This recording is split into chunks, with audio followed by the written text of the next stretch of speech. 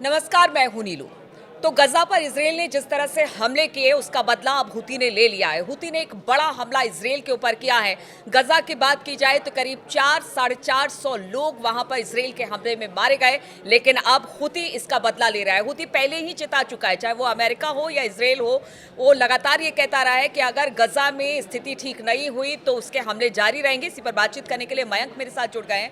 मयंक, जिस तरह से गजा में इसराइल ने हमला किया, इतने सारे लोग मारे गए, रमजान का महीना है, पहले रसद रोकी गई और अब तो कह लीजिए कि सीज फायर तो बिल्कुल खत्म हो चुका है। ऐसे में अब हुती का ये बदला, आप किस तरफ से इस वॉर को आगे बढ़ता देख रहे हैं? देखिए, हुती की तरफ से दो हाइपरसोनिक मिसाइल्स जो हैं वो सेंट्रल और साउथ इसराइल के ऊपर फायर की गई कल।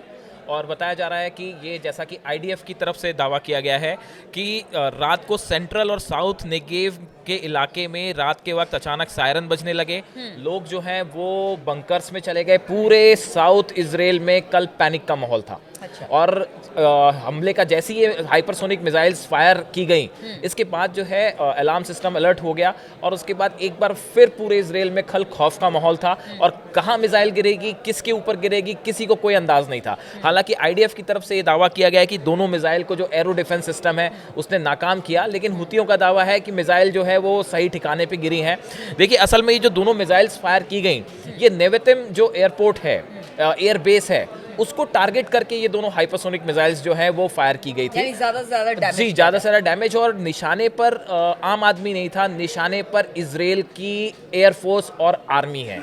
ये बार बार कोशिश की जाती है कि निशाना जो बनाने की कोशिश होती है वो इजराइल के आम आदमियों को नहीं होती, ऐसा हुती और हमास कहते हैं। हमारा टारगेट जो है वो इजराइल की आर्मी है और एयरफोर्स है, उसको लेके ये हमले किए गए थे।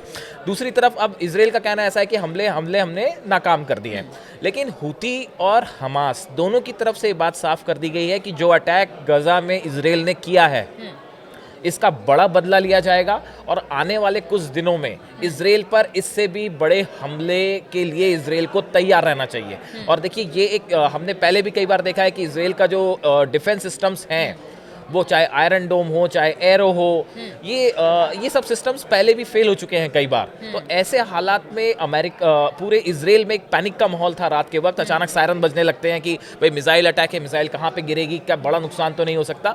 लेकिन उसके बाद देखिए, अब जैसे जैसे हालात, जो आपने कहा कि अब इसमें आगे क्या, देखिए हुतियों की तरफ से तो पहले ये कह दिया गया था कि भाई अगर किसी भी तरह का आप हमला करेंगे तो हम जवाब देंगे।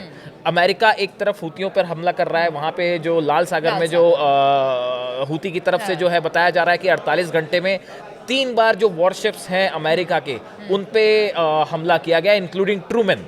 तो देखिए, ये बड़ा अटैक है जो हुतियों की तरफ से जो है किया गया। उसके बाद अमेरिका उसे काउंटर कर रहा है, लेकिन जिस तरह से एक बार फिर हालात आप देखिए कुछ फिर से वैसे ही होते जा रहे हैं जैसे 17 महीने पहले थे। जैसे देखिए, हुती अब गजा पर हुए हमले का बदला ले रहा है, लेकिन हमास भी चुप नहीं बैठेगा। इधर अगर ईरान की बात की जाए तो ईरान भी कहा यह जा रहा है कि वो भी हो सकता है कि अगर ये हमले तेज होते हैं इसराइल की तरफ से या अमेरिका इसमें इन्वॉल्व होता है तो फिर इसमें दखल ईरान का भी हो बिल्कुल सकता 100% होगा। देखिए, ये जो हमला इजराइल ने किया, सीज फायर तोड़ा, देखिए इसकी तैयारी पता चल रहा है कि 1 महीने पहले कर ली गई थी। अब आप देखिए ये कितना एक प्रकार का वो है कि एक तरफ तो नेतन्याहू और इजराइल जो है सीज फायर चल रहा है और आप अंदर ही अंदर एक बड़ी प्लानिंग कर रहे थे बड़े हमले की। ये बात अब साफ हो गई है। सोशल मीडिया में इंटरनेशनल एक्सपर्ट कह रहे हैं कि ये डबल स्टैंडर्ड जो था एक प्रकार का, कि आप ऊपर से तो सीज फायर दिखा रहे हैं, आप ये चाह रहे थे शायद कि बंधक पूरे रिहा हो जाएं, लेकिन अंदर ही अंदर जो है ये बड़े हमले की तैयारी 1 महीने पहले से इजराइल कर रहा था, जिसकी आशंका पहले से हमास को भी थी, जिसकी आशंका हुतियों को भी थी और जिसकी आशंका जो है ईरान को भी थी। ईरान भी इस बात के लिए तैयार था कि आज नहीं तो कल ये सीज फायर खत्म होना है। अब देखिए, इन हालात में कई चीजें हैं। पहली बात तो बंधकों का क्या होगा।